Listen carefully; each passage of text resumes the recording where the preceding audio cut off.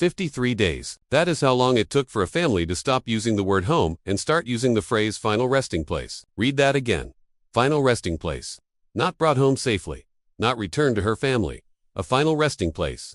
After 53 days, the people who love Nancy Guthrie most are no longer asking for her alive. They are asking for her body. That shift did not happen because grief distorted their language. It did not happen because they gave up. It happened because the Federal Bureau of Investigation sat down with Savannah Guthrie, Annie Guthrie, Cameron Guthrie, and Tommaso Cioni and told them something that permanently changed the architecture of what they were hoping for. We do not know the exact words spoken in that room, but the statement that came out the other side tells us everything about what went in, and buried underneath the grief, almost invisible, was a date, January 11th, 3 weeks before Nancy disappeared. A Sunday, that one quiet detail, inserted into a public plea, like a message in a bottle, may be the most forensically significant thing this family has ever released to the public, because that date did not come from the family. It came from the FBI, and the FBI does not ask grieving families to embed investigative dates inside public statements, unless they are certain those dates are real. This is the crime files. No sensationalism, no exploitation, just evidence, just analysis, just the pursuit of truth. Nancy Guthrie was 84 years old. She had lived in the same house in the Catalina Foothills neighborhood of Tucson, Arizona, for more than 5 decades. She attended church on Sunday mornings.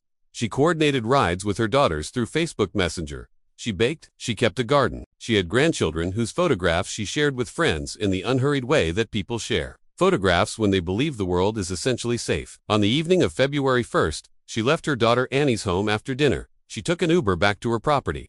She walked through her front door. At 1:47 in the morning on February 2nd, a figure wearing a ski mask and carrying an Ozark Trail backpack approached her doorbell camera and covered the lens with a potted plant. Nancy Guthrie was not inside that house when her family arrived the next morning. She has not been seen since. The Pima County Sheriff's Office and a joint FBI task force have been working this case continuously since February 2nd. The reward for information reached $1 million. More than 40,000 tips have been received. A task force of roughly 24 personnel has been running out of a dedicated command structure. No arrest, no suspect charged, no body recovered. Now let us build the timeline precisely, because the timeline is where this case begins to reveal its architecture. January 11th, a Sunday evening. Based on metadata recovered from the doorbell camera system and data provided by Google, investigators believe a person of interest appeared on or near Nancy's property on this specific night. Here is what is critical about that visit. The individual was photographed without the backpack, without a visible weapon. This was not a man arriving to do something. This was a man arriving to learn. He was conducting reconnaissance, memorizing the property, identifying the cameras, filing away the layout before he committed to anything. Google initially confirmed the January 11th timestamp. Then Google walked it back. The company said they could not verify the date with certainty. Sheriff Chris Nanos called it inconclusive, but the FBI did not treat it as inconclusive.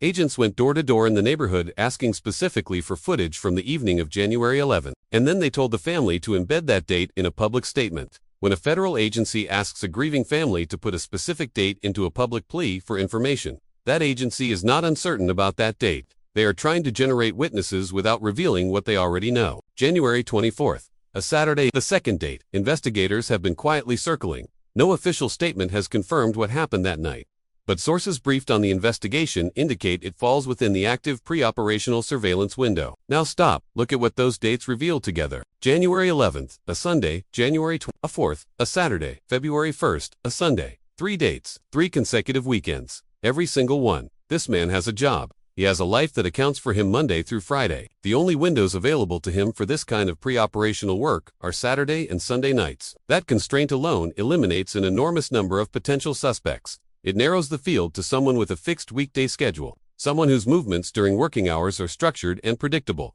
someone who can account for his time from 9 to 5 without generating questions. And it points, with uncomfortable specificity, toward a class of person whose legitimate professional presence in the Catalina Foothills neighborhood during January would have generated no suspicion whatsoever. Now the cameras, because this is where the case shifts from disturbing to extraordinary. February 1st. Every wireless camera on Nancy's property went silent. The cameras covering the pool enclosure, the side yard, the rear of the house, not a motion alert, not a single thumbnail, not one frame. These cameras had been functioning correctly for weeks before February 1st.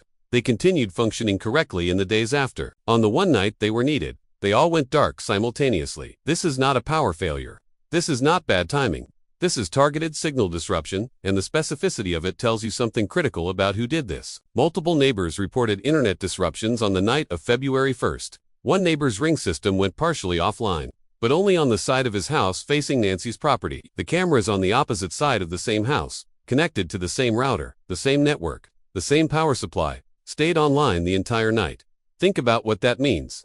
Same router, same network, same power. Different results depending on which direction the lens pointed. That is not a service outage. That is directional interference. Someone on that street deployed a device capable of selectively disrupting wireless signals within a defined geographic corridor, without triggering a general outage, without leaving a footprint. This technology is not classified. It is not difficult to acquire, but knowing which frequency to target, knowing that Nancy's cameras were wireless rather than hardwired, knowing the broadcast radius required to neutralize them without alerting the broader neighborhood, knowing the exact layout of the property well enough to position the device correctly from the street. None of that knowledge comes from a single drive-by. None of it comes from a Google Earth screenshot. All of it requires sustained physical proximity to the target property over a meaningful period of time. He silenced every wireless camera before he arrived. The only camera he had to disable by hand was the Nest doorbell on the front door, which ran on a separate closed system. He covered it with the potted plant at 1:47 in the morning. He had seen that plant during reconnaissance. He had already decided, during one of those 3 weekend visits, that the plant would serve the purpose he needed it to serve. He incorporated an existing object at the scene into his operational plan in advance. That is not improvisation. That is preparation, and it tells you something else. This man knew the difference between a Nest doorbell system and a wireless camera network. He knew how each one needed to be handled. He brought the right tool for the wireless cameras and used the environment itself for the doorbell. That combination of technical knowledge and property-specific intelligence does not come from the internet. It comes from being close enough, for long enough, to build a complete operational picture of everything surrounding that house. Here is where the construction site enters. An active construction project was underway near Nancy's property throughout January. The FBI requested the names of every contractor and laborer who had worked that site in the weeks preceding February 2nd. Not casually, comprehensively. Forensic professor Joseph Scott Morgan, whose career spans more than 10,000 death investigations, explained the significance in terms that require no specialized training to understand. A worker standing on an unfinished second-story frame has a vantage point that no residential security camera is designed to address. Cameras point outward and downward. They cover gates, entry points, and the first several feet of a driveway. They do not cover the sky. A man on an elevated frame, 2 or 3 properties away, is operating completely above the surveillance grid of the surrounding neighborhood. He sees down into backyards. He watches which doors a resident habitually uses. He sees the pool cleaner arrive on his scheduled day and leave on his scheduled day. He absorbs the rhythm of the entire street, the way any human being absorbs the rhythm of any environment. They stand inside for 8 hours a day, 5 days a week. He does not have to try. He does not have to write anything down. The information simply accumulates. Which house has cameras and where they point? Which driveway empties before 8 in the morning? Which car has not moved in a week? Which woman comes home alone after 10 at night and enters through the garage? Which lights go dark first and which stay on through the small hours? None of that is intelligence gathering. It is simply what happens when a person is present in a physical space repeatedly. The knowledge builds whether it is being sought or not. And in this case, the person it built inside used every piece of it. The thumbnails recovered from Nancy's wireless cameras confirmed the dynamic. Motion-triggered snapshots across multiple weeks of January captured workers on the property, landscapers in the yard, pool technicians by the pool enclosure, normal residential activity across a normal month. The man from the doorbell footage, the ski mask, the backpack, does not appear in any of those recovered thumbnails. Not once. He never approached through the rear of the property during any of the documented weeks. He was never in frame, which means he was watching from somewhere the cameras could not see. And the construction frame, elevated and stationary, positioned at an angle above her backyard, fits that geometry exactly. Now, connect the 2 halves of this pattern, Monday through Friday, on the job site, building a detailed aerial picture of the neighborhood 1 shift at a time, passively, effortlessly. Then on the weekend, when the construction site is dark and the crew is home and no one is counting heads, he comes back, not in a company vehicle with a logo, in his own car, at night, with enough prior knowledge of the property to know exactly which cameras needed to go dark and exactly how to make them go dark, without setting foot inside the fence line. January 11th, January 24th, January 31st, the weekday job gave him the vantage point. The weekends gave him the darkness. There is a historical case the FBI has almost certainly reviewed in connection with this angle. In 2006, Jennifer Kess disappeared from her condominium in Orlando, Florida. Surveillance footage captured a person of interest walking away from the scene, but the image was too degraded to identify. One of the primary investigative threads was a construction site directly adjacent to her complex. Workers there had unobstructed sightlines into her parking area and her daily routines. Some were paid in cash. Some had moved on to other jobs by the time investigators came looking. The construction angle in the Kess case was never fully resolved because the workforce was too transient and too poorly documented to canvass completely. That case remains officially unsolved. The investigative challenge the FBI faces in the Catalina foothills today carries a direct structural parallel to Orlando in 2006. In Tucson, with its proximity to the international border and its significant informal labor economy, a meaningful portion of the residential service workforce operates entirely outside documented employment systems. Day laborers who gather at staging areas before sunrise, workers who rotate between crews week to week without fixed contracts, people who are paid in cash and who, for entirely legitimate reasons unrelated to any criminal activity, are not going to walk into a federal field office and volunteer to be questioned about a case they had nothing to do with. These individuals are potential witnesses. Some of them may have seen a vehicle that did not belong, a face that appeared during the week and reappeared on a weekend, a man in a car for longer than any work break justifies. That information is sitting in someone's memory right now, unretrieved, because no one has yet asked them for it in a way that reached them. And the evidence that the investigative canvas has gaps is not speculative. A gardener who works on Nancy Guthrie Street came forward in mid-March, more than 6 weeks after the abduction, and told a journalist that no investigator had ever spoken to him. Not one, not a detective from the sheriff's office, not an FBI agent, not a single member of the joint task force that had been running for 6 weeks with more than 40,000 tips and a dedicated command structure. This man works on the same street where Nancy Guthrie was taken. He knew her by sight. He knew the residents. He knew the routines. He came forward voluntarily because he wanted to help and nobody had asked. His account does not implicate him in anything, but what it confirms is this. 6 weeks into a high-profile federal investigation, the canvas had not reached every person who had regular, documented physical access to the street where the crime occurred. If that gap exists for a man who works there openly and publicly, the gap is almost certainly larger for workers who are less visible and less formally documented. Now the Facebook Messenger intrusion, because this keeps getting treated as background noise and it should not be. Nancy Guthrie's Messenger account was hacked twice before her disappearance. She posted about it publicly, asking friends for help. Most analysts covering this case have filed it under coincidence, a common credential attack, probably unrelated. But consider what Messenger actually contained for an 84-year-old woman living alone in Tucson. It is where she confirmed Uber rides home, the exact nights, the exact timing. It is where she told her daughters when she would be out of town and when she would return.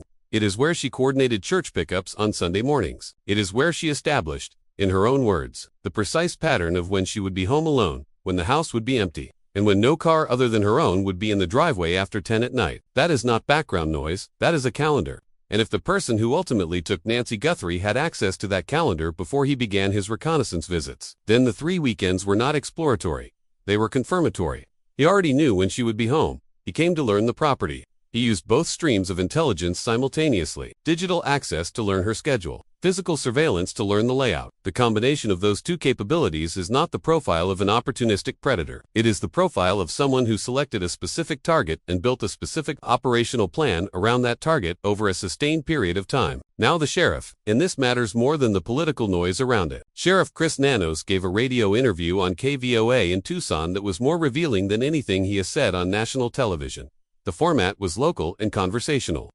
And in that environment, he said things he has not said on camera. He was asked whether he would have done anything differently. He said no, nothing. He said he wished he could have produced better results, but he stands by every decision his department made. That is a complete reversal of the position he took earlier in the investigation, when he acknowledged to the Associated Press that the crime scene was probably cleared too soon. That acknowledgement is now gone. The new position is that no mistakes were made. He was asked about his role. He said those years are long past him. He said his function is to protect the team and manage from above. When a case generates this level of national media attention, congressional scrutiny, a formal FBI task force, and a $1 million family reward, the standard posture of agency leadership is unambiguous accountability. The sheriff's posture is distance. That distinction matters when the decisions being questioned include the following: a crime scene released before all available evidence was recovered, DNA sent to a Florida laboratory rather than directly to Quantico, a search perimeter drawn at 2 miles instead of 5, a pool service technician allowed onto the property while the scene was still active. Details about Nancy's pacemaker data leaked to media organizations before the family had been properly briefed. and contradictory statements made to 4 separate national news networks about the nature and date of the doorbell photographs. Each of those decisions occurred under his command. Each of them potentially affected the quality of the evidence picture the FBI inherited. And the sheriff's current public position is that none of it merits reconsideration. There is now a formal recall effort targeting his removal from office. Whether it succeeds is a political question. The investigative question is whether those early decisions cost this case time it could not afford to lose.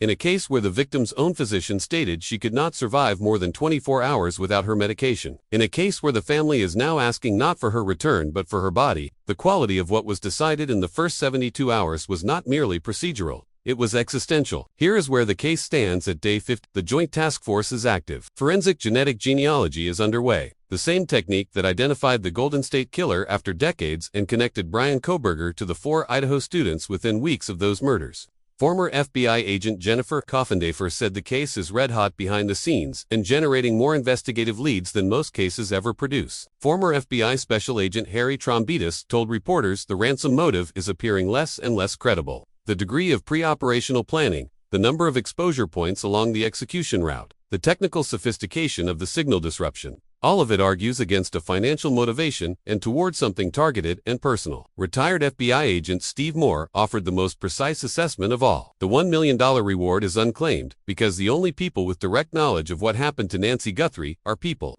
with criminal liability attached to that knowledge.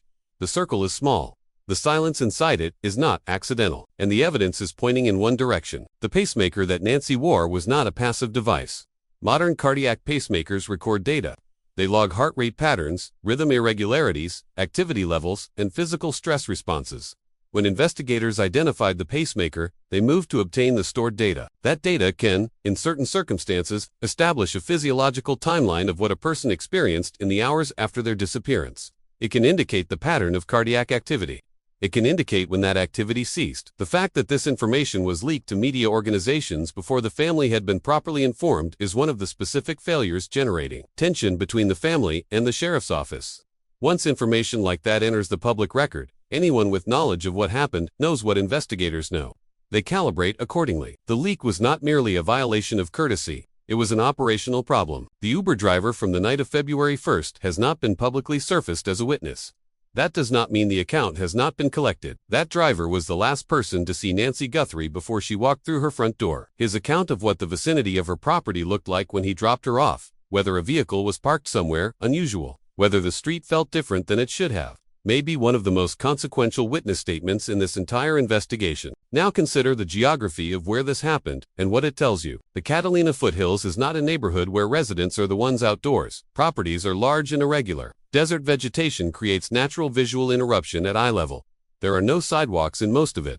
There are few streetlights. A car parked on the road at night is not easily visible from the houses it sits between. A man standing near a property line in the early evening is indistinguishable from any of the dozens of service workers who move through those streets every week. This neighborhood was built for privacy, and the individual who spent 3 consecutive weekends inside it understood that architecture and used it. His presence required no explanation. He fit the visual landscape of the environment so completely that he was invisible inside it. Residents in the Catalina foothills do not monitor the movements of service workers. A landscaper who appears 3 Saturdays in a row is just a landscaper who works on Saturdays.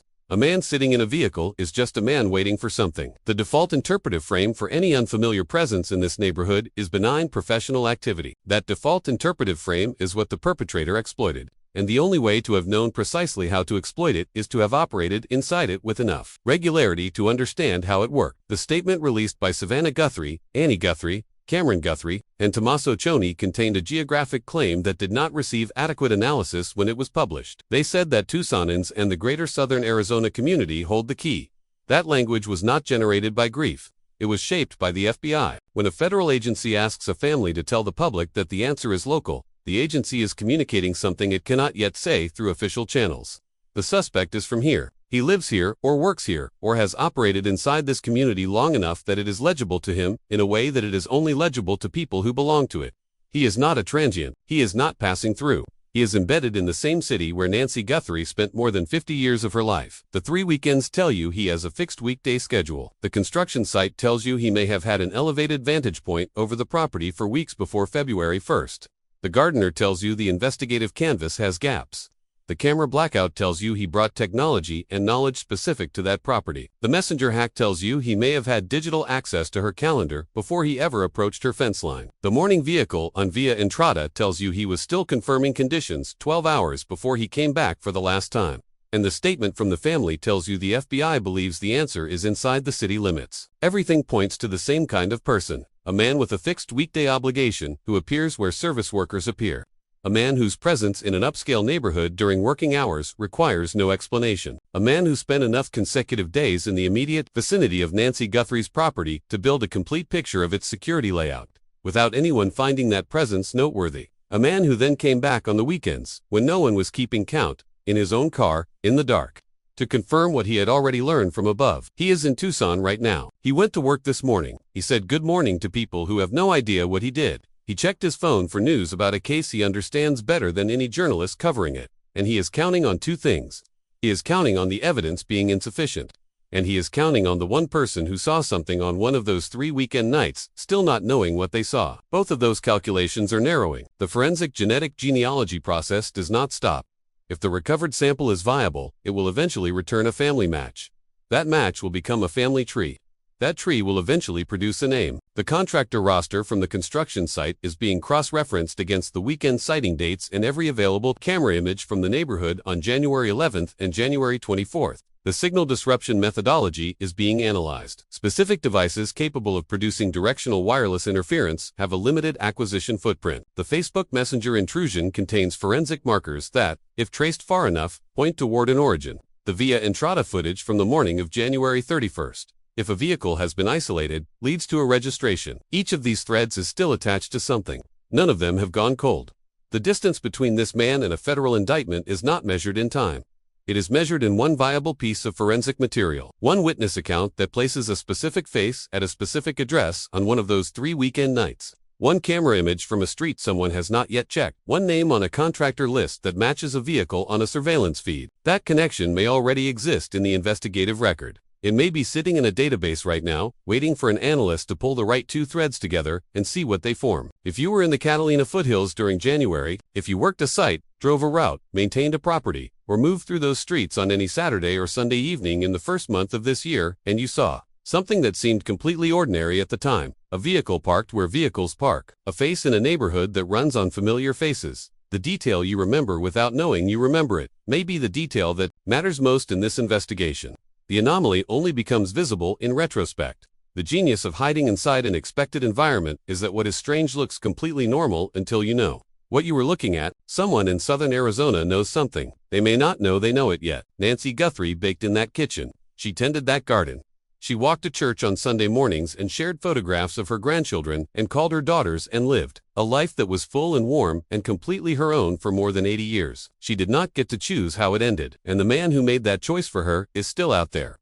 Still inside the community she spent 5 decades building her life and still calculating the distance between himself and a consequence he cannot outrun indefinitely. The forensic process does not care how patient he is. It does not care how carefully he planned. It does not care that 53 days have passed without an arrest. It simply continues. It processes. It compares. It finds matches in databases that did not exist 10 years ago, using techniques that did not exist 5 years ago, connecting samples to names through family trees that stretch across generations. He is in that tree. Whether he knows it or not, whether he submitted his own DNA to a consumer genealogy platform, or whether a second cousin in another state did it on a Sunday afternoon without thinking twice about it, he is in that tree. And the genealogist who is building the branches is getting closer. This is not just a story. It is Nancy Guthrie's life. It is the Guthrie family's grief. It is a community that deserves to know what happened on those 3 consecutive weekends in January. And on the night of February 1st, when every camera went dark and a man in a ski mask covered a lens with a potted plant and walked through a door he had been studying for weeks. The answers exist. They are not lost.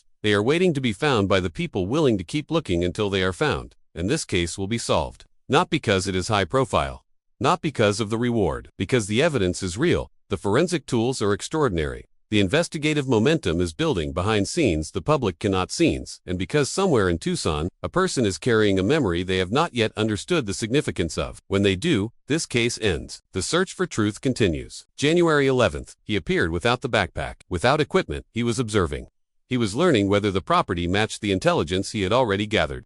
whether the camera positions aligned with what he had seen from a distance, whether the front entrance worked the way he anticipated it would. He left without incident. He did not approach.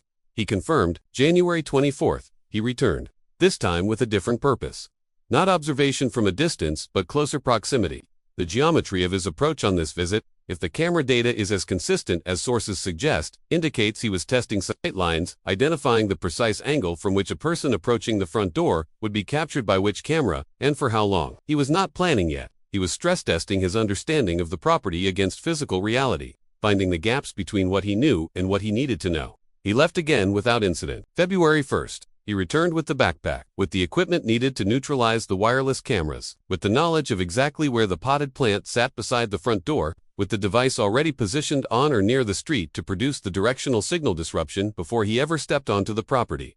He did not arrive and improvise. He arrived and executed. Every decision had been made before he left his house that night. Behavioral analysts within federal law enforcement have a specific term for this kind of three-stage pre-operational pattern. It is called targeted selection with graduated confirmation. The subject identifies a potential target, conducts an initial observation visit to assess viability, conducts a secondary visit to test operational assumptions, and executes only after both confirmation cycles have been completed without disruption. The pattern is associated with a specific psychological profile. Someone who does not act on impulse. Someone who is capable of sustained patience over a period of weeks. Someone who experiences the planning phase not as an obstacle to the act but as a source of something that functions like satisfaction. The preparation itself carries meaning for this person. The 3 visits were not just logistically necessary. They were, in some sense, part of what he was doing. That profile has direct implications for the investigation. An individual capable of this degree of behavioral discipline does not confide in people. He does not make mistakes in casual conversation. He does not drink too much at a bar and say something he should not have said. He does not have a confidant who knows what he did and is sitting on the information for the right price. The $1 million reward being unclaimed is entirely consistent with this profile. The silence around him is not a product of loyalty from people protecting him. It is a product of operational isolation. He kept this to himself. The circle the FBI described is not a circle of co-conspirators. It may be a circle of one, which is why the forensic evidence is so consequential. When the circle is one person, witnesses are limited by definition.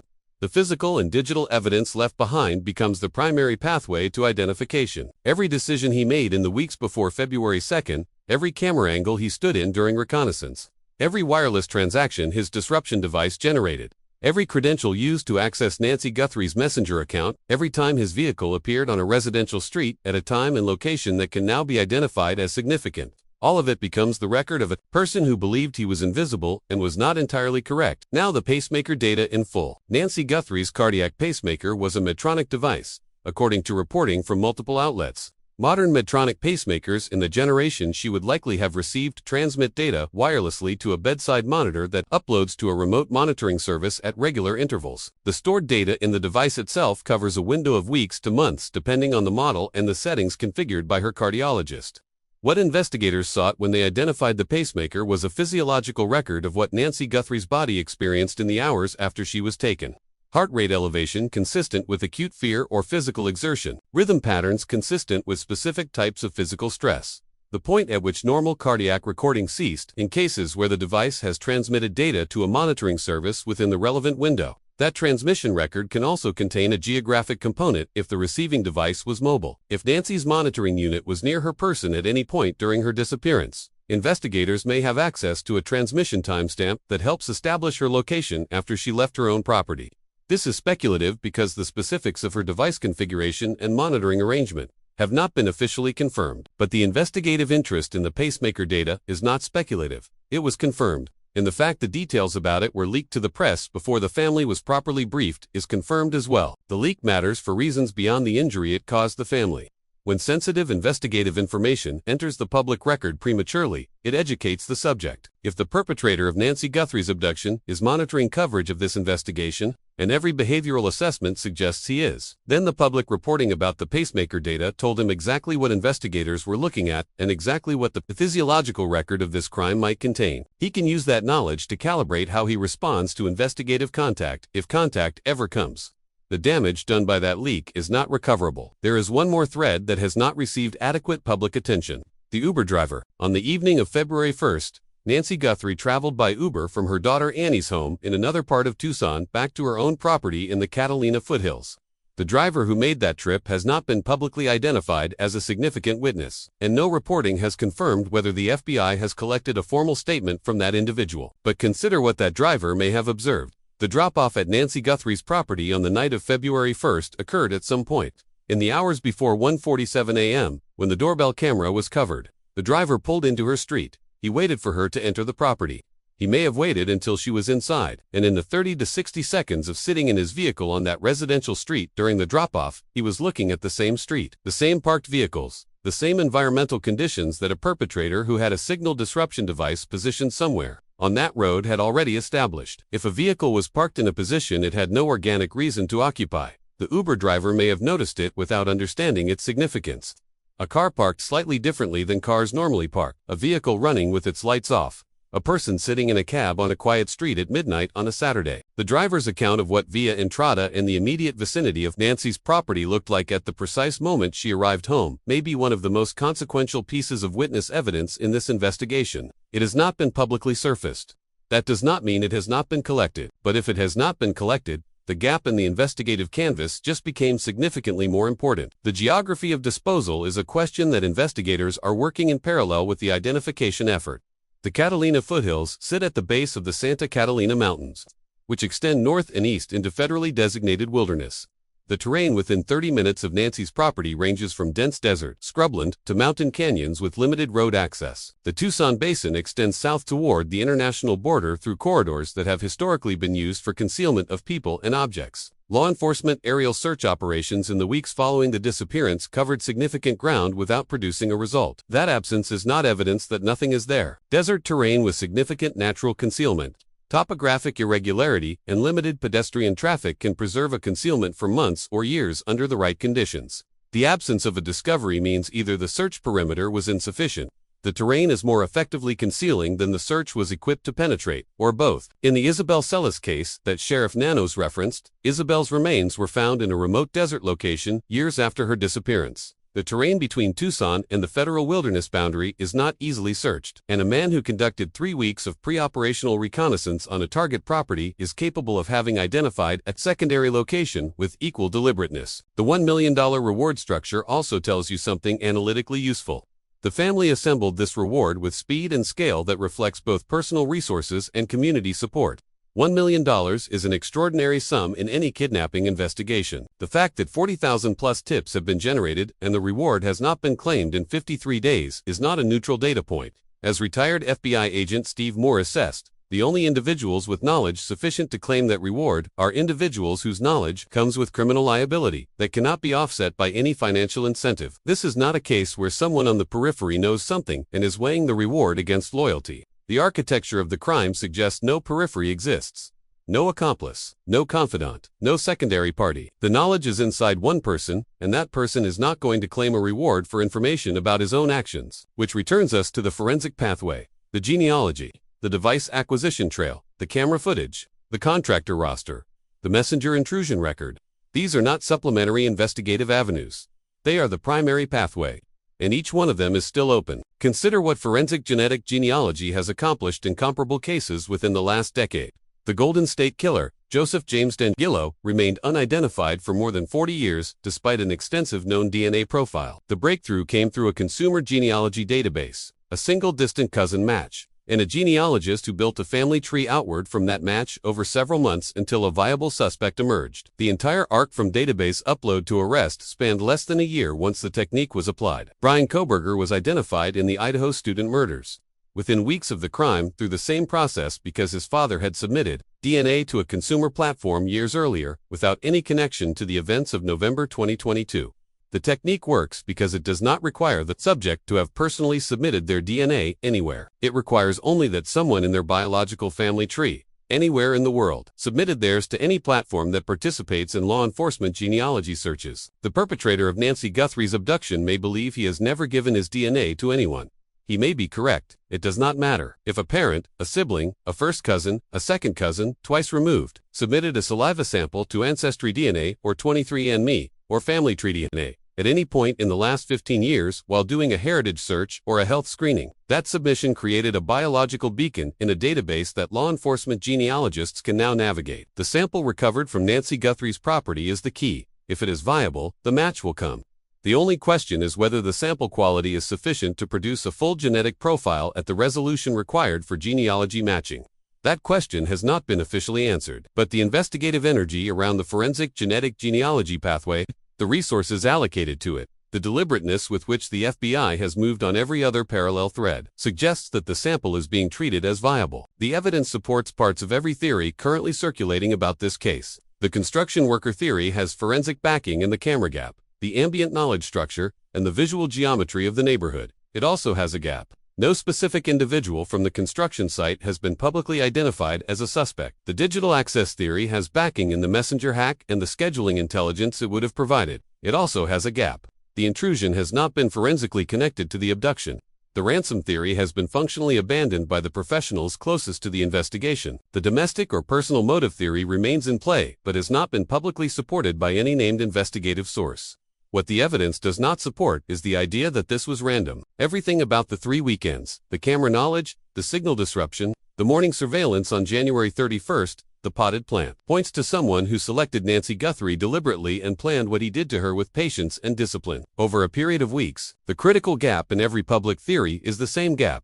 Identity. Every thread in this investigation converges on the same vacancy. A man with a weekday job, a fixed schedule, a professional reason to be in the Catalina Foothills neighborhood during January, technical knowledge of wireless camera systems, physical knowledge of Nancy Guthrie's property layout, possible digital access to her calendar, and a pattern of weekend surveillance that tells you everything about his constraints and almost nothing yet about his name. That name is coming. It is in the genealogy database if the sample is viable.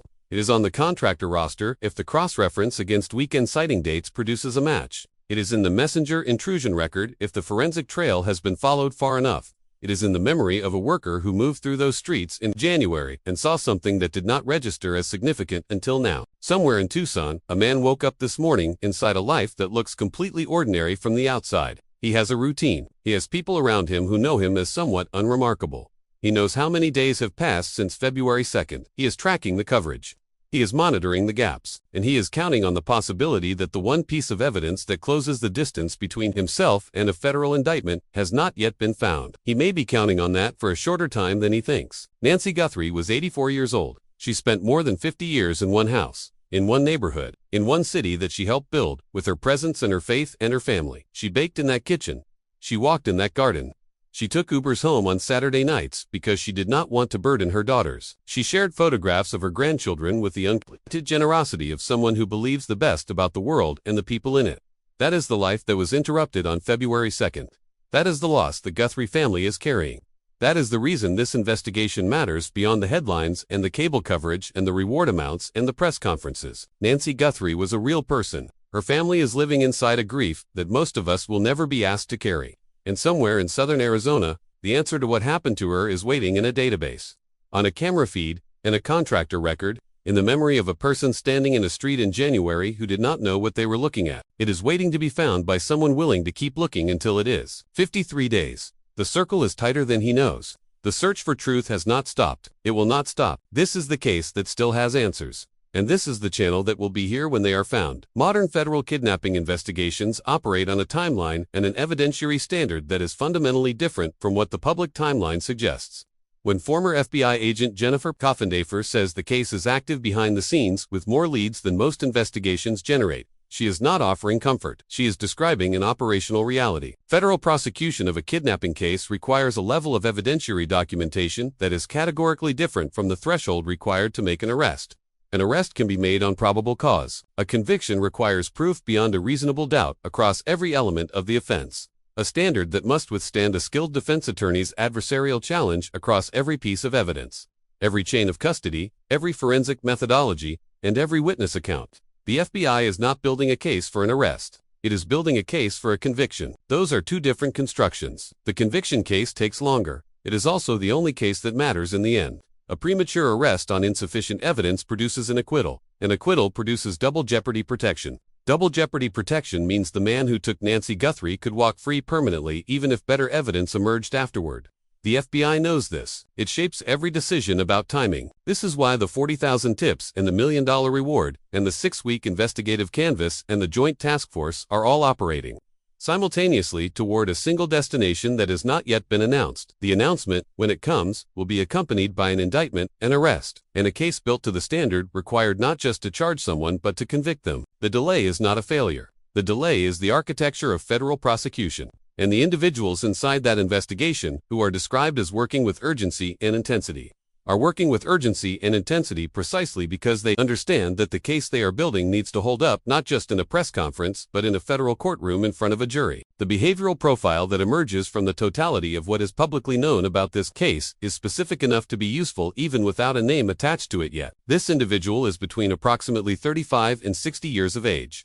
Based on the physical description from the doorbell footage and the behavioral pattern of sustained preoperational planning, which is associated with developed adult cognitive capacity rather than adolescent impulsivity. He has a fixed employment structure, as established by the weekday-weekend surveillance pattern. He has technical knowledge sufficient to understand wireless camera systems and signal disruption methodology, which is consistent with someone who works in a field with regular exposure to electronic systems, construction, property maintenance, security installation, or related trades. He has physical familiarity with the Catalina Foothills neighborhood developed through professional presence in it, not casual proximity. He selected a victim who was elderly, lived alone, had predictable routines, had hearing impairment that reduced her awareness of ambient sound, had a property layout he had studied extensively, and had a digital communication pattern he may have accessed directly. The selection criteria indicate a perpetrator who understood vulnerability assessment, who was capable of identifying a target with low resistance capacity and high schedule predictability, and who was patient enough to confirm both before acting. This profile is not a name, but it is a filter, applied against a contractor roster, against a day labor pool, against a list of service workers who operated in the Catalina Foothills during January. It reduces the relevant population from hundreds to dozens. From dozens, forensic genetic genealogy reduces it further. From there, vehicle records, digital forensics, and witness corroboration complete the reduction. The FBI is somewhere inside that process right now. Exactly where they are inside, it is information they are not sharing publicly. But the directionality of every public statement from former agents and behavioral analysts who are in contact with people close to the investigation points toward a case that is progressing toward a specific individual, and has been for weeks. The question is not whether this case will be solved. The behavioral pattern, the forensic evidence, the genealogy pathway, the digital footprint, the witness canvas that is still being filled, all of it points toward resolution. The question is how much time that resolution requires and what the investigative record will reveal when it becomes public. Whether the early decisions made by the Pima County Sheriff's Office delayed the arrival of that resolution by days or weeks or months. Whether the crime scene that was cleared too soon contained evidence that would have accelerated the identification. Whether the DNA sent to Florida rather than Quantico added weeks to the processing timeline that mattered at a moment when the subject's trail was freshest. Those questions will have answers eventually. They will be answered in a courtroom, and the answers will be part of the permanent public record of how this investigation was conducted and what it cost. For now, the investigation continues. The forensic genetic genealogy process continues. The contractor roster cross-reference continues. The camera footage analysis continues. The witness canvas continues. And somewhere in the investigative record, in a database or a camera feed or a transaction log or a genealogy match that has not yet been pulled into the light, the name of the person who took Nancy Guthrie is already present. It has been present since February 2nd. The distance between that name and a federal indictment is being measured in lab results in genealogy trees and witness interviews and camera images that have not yet been fully analyzed. That distance is shorter today than it was yesterday, and it will be shorter tomorrow than it is today. That is not a hope. That is the structural reality of how forensic evidence and investigative process work when they are applied with the resources and the urgency that this case has generated. The answer exists. It is findable. The people looking for it have not stopped and will not stop. And when it is found, the world will know what happened on those 3 consecutive weekends in January and on the night of February 1st in the Catalina Foothills neighborhood of Tucson, Arizona, when every camera went dark and a man in a ski mask covered a lens with a potted plant and a woman who had spent more than 50 years building a life in that city was taken from it. Nancy Guthrie, a real life, a real family, a case that still has every answer waiting to be found. The search for truth continues, and this channel will be here when it ends.